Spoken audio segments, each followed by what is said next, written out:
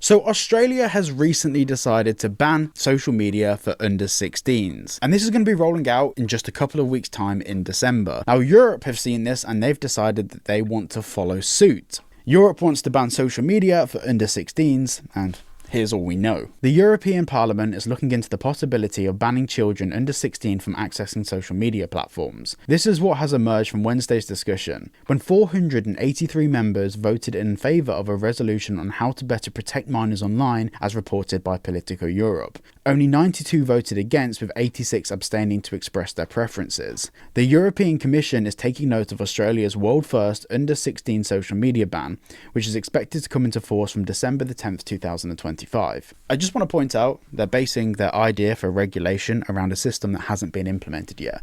So they have no idea whether it's going to work, whether it's going to be effective, what effects that will have on the economy. They're just doing it because another country is doing it. And basically, we've spoken about this before, but it's feature creep on a global scale. You know, one country pushes the boundary by doing something like this, and then it's very easy for other countries to push the boundary by doing the same thing. Led by Danish Social Democrat Crystal Skuldemos, I'm going to struggle with these names.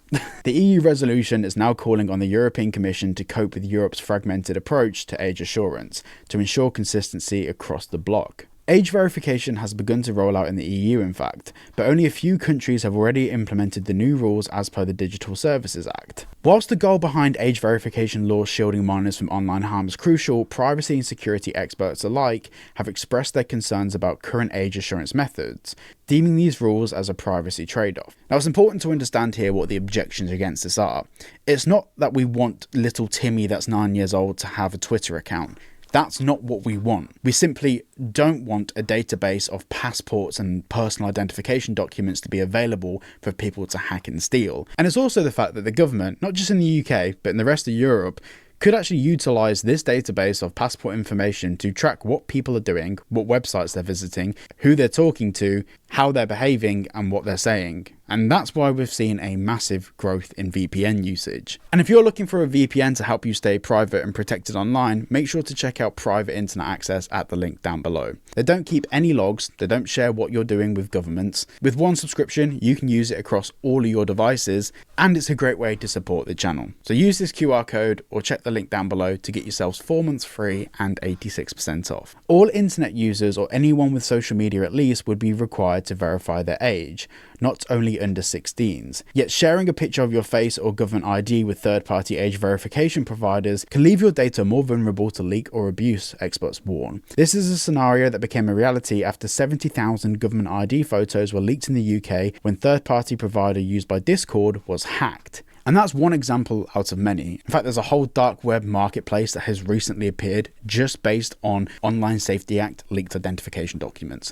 It is becoming a mass market, and 99.9% of the time people have zero idea that someone out there is cloning their passport. It's simply too early for all of that data to come out and all of that data to be explored. Effectively, governments have zero idea what the risks are associated with this system and methodology, and half the time governments don't even know themselves when they've been hacked. These data privacy and security concerns are exactly the reasons why citizens worldwide have turned to the best VPN services in the face of new mandatory age checks. Now, when I did my video talking about Australia's social media ban, we spoke in quite a lot of detail about what my stance is on the social media ban. On one hand, I understand that children shouldn't be using social media. On the other hand, I don't think a database of everyone's identification that is old enough to use social media should be stored by governments. Now, the reality is they could make it a law that children under 16 aren't allowed to use social media. That would be kind of bad enough. But if they did that and put that onus on the parents to make sure children didn't use social media, i.e. setting up child protections on their phone like parental controls or setting up on their home internet router, that wouldn't be as invasive, because essentially you are still implementing the law, but the government aren't getting a database of everyone's identification that can be hacked or exploited. And there's a reason why the government aren't doing that method. The reason why governments aren't choosing that method, where it puts the onus on parents, is because it doesn't allow them to have access to this information. It doesn't basically create this dystopian society where this information can be abused. At the moment, with the spread and growth of social media, governments are losing control over their people. It doesn't matter what a country is politically, where they sit politically. Control, from whether it's a left-leaning government or a right-leaning government, is a fantastic thing for the people in power. And governments are losing that badly at the moment. What governments really want to do at the moment is regain that control over the people, and this is where we're going to see feature creep. At first, it's just going to be the Online Safety Act of 2023, which they introduced a couple of years ago. Then they amended it for age verification this year. And on top of that, they've added the idea of banning access to platforms for under 16s. In 6 months' time, they may go the route of places like Michigan in the US that wants to introduce an all-out ban on VPNs, which, by the way, just won't work. You can't ban VPNs. And I don't mean from a legal perspective, I mean from a technological perspective. They want to introduce a law that they can't enforce. But this has been the fastest advancement of regulation in the technological space that we've seen in years.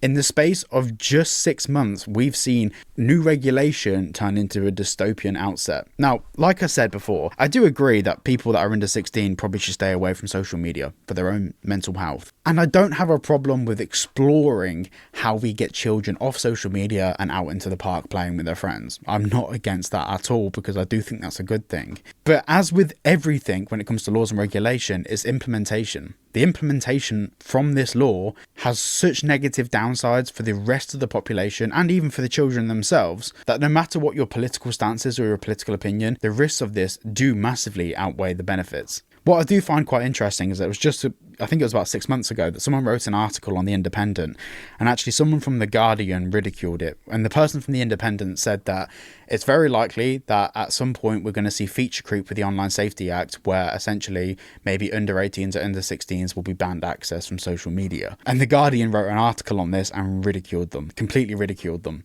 And we actually covered that on the channel months ago. Well, it's happening. Europe is having conversations about this. Feature creep is very real. Make sure to check out private internet access at the link down below. And if you did enjoy today's video, please make sure to like and subscribe. And I shall see you all in the next one.